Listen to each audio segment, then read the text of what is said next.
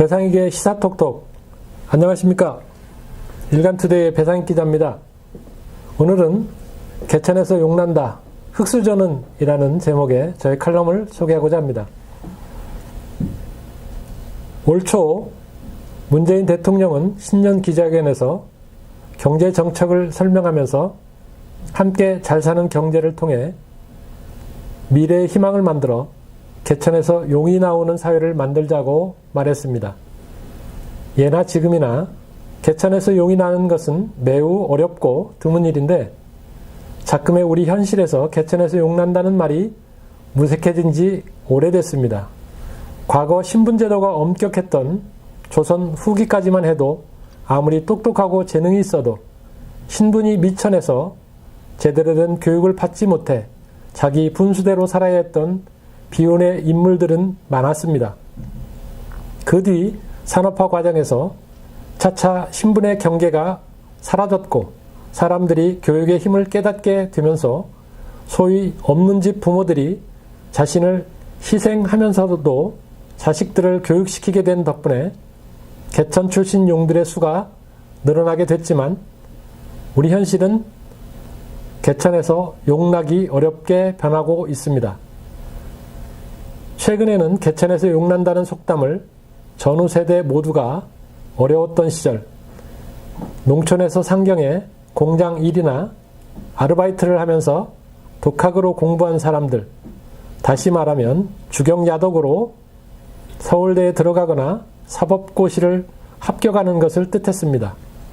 그런데 이제 사법고시는 2017년 12월 31일부터 폐지되었기 때문에 이마저도 어렵게 됐습니다. 법조인이 되기 위해서는 3년 과정의 로스쿨에 진학해야 하는데 1년간 최소 2천만 원에서 3천만 원의 학비 부담을 서민들로는 감당하기 어렵게 됐습니다.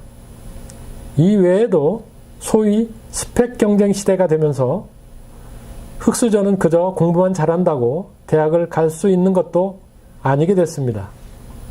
사교육의 등장으로 인해 빈곤층 자녀가 학교 교육만으로 부유층 자녀를 추월하거나 따라잡는 것이 더욱 어려워졌다는 것이 우리의 현실입니다. 상류층 자녀들이 서민들의 개천 상황보다 좋은 대학에 들어가고 좋은 직장에 취직할 수 있는 확률이 더 높은 상황입니다. 전문가들은 사교육의 확대가 교육 기회 불균형의 큰 원인이라고 지적하고 있습니다. 최근 한국노동연구원의 아버지 학력 및 경제직 형편에 따라 청년의 임금 차이 패널 브리프에 따르면 외환위기가 닥친 1988년 이후 20년간 20에서 39세 사이의 청년 세대와 아버지가 대졸 이상인 30대의 월 실질 임금은 50만 원 가까이 차이 나는 것으로 나타났습니다. 경제협력개발기구 OECD가 조사한 결과에서도 한국 학생 중에 경제적으로 하위 25% 계층에 속하면서 국제 학업 성취도 평가에서 3등급 이상 상위권에 든 비율이 36.7%로 70개 국가 중에 9위를 기록했습니다.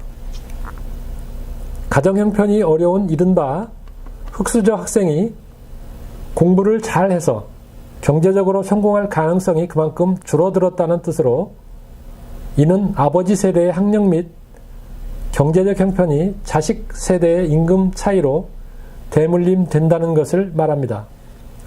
이런 현상이 우리 사회의 극심한 소득 양극화에 이어 부동산발 자산 양극화 심화로 이어지고 있습니다. 자산 양극화가 극심하게 나타나는 것은 서울의 부동산 가격 급등 때문인데 서울 강남의 30평대 아파트 가격은 15억에서 20억 하는 반면 강북이나 수도권은 2억에서 8억 선에서 형성되어 있습니다. 서울 부촌에 집중된 자산가들의 부동산 가치가 상대적으로 더 많이 올랐다는 의미입니다. 또 다른 소득 양극화의 원인으로는 대기업 중소기업 간 소득 격차 확대와 영세 자영업자 몰락, 최저임금 인상에 따른 최저임금 일자리 감소 등이 꼽힙니다. 문재인 정부가 이러한 양극화를 해결하기 위해 각종 대책을 내놨으나 아직 효과를 보지 못하고 있습니다.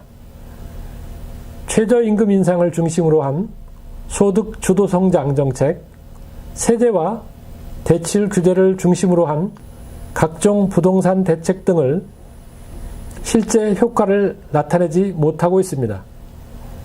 정책의 의도와는 별개로 기득권층의 저항으로 오히려 예기치 않은 부작용이 커지면서 우리 경제에도 혼선을 주고 있어 정책의 수정과 보완이 필요하다는 지적도 나오고 있습니다.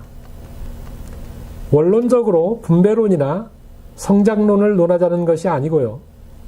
정책의 부작용이 나타나면 궤도 수정도 해야 되고 방향 설정도 다시 고민해야 된다는 것을 말씀드립니다. 하지만 섣부른 판단도 금물입니다. 부동산을 실수의 목적으로 또는 노후 대책의 수단으로 부의 축적 도구인 투자로 보던 사람들이 눈치를 보고 있기 때문입니다. 우리 역사에 있어서 땅은 부를 축적하는 최고의 수단이었습니다. 이 같은 부동산에 대한 경제 개념과 사고가 변하지 않는다면 정부의 정책도 백약이 무효입니다. 부의 쏠림 현상은 빈부 격차의 심화를 가속화시킵니다. 어느 사회나 계층은 존재합니다. 그렇지만 건강한 사회는 계층 이동의 통로가 열려 있어야 합니다. 계층 이동 사다리는 바로 교육입니다. 이 시대에도 교육을 통해 개천에서 용이 날 수 있는 토양은 존재해야 합니다. 21세기의 대한민국은 취업난 속에 최저임금조차 거부하는 나라가 아닌 청년들이 희망을 갖고 살아갈 수 있는 공정한 사회, 미래가 있는 나라로 거듭나야 합니다. 공정한 사회는 능력과 노력에 따라 결과는 달라지지만 적어도 균등한 기회는 보장되어 있어야 합니다. 나아가 패자에게도 기회가 주어지고 승자가 독식하지 않고 서민과 약자가 불이익을 당하지 않는 사회라야 합니다. 부디 이런 사회가 되기를 소망해 봅니다. 감사합니다.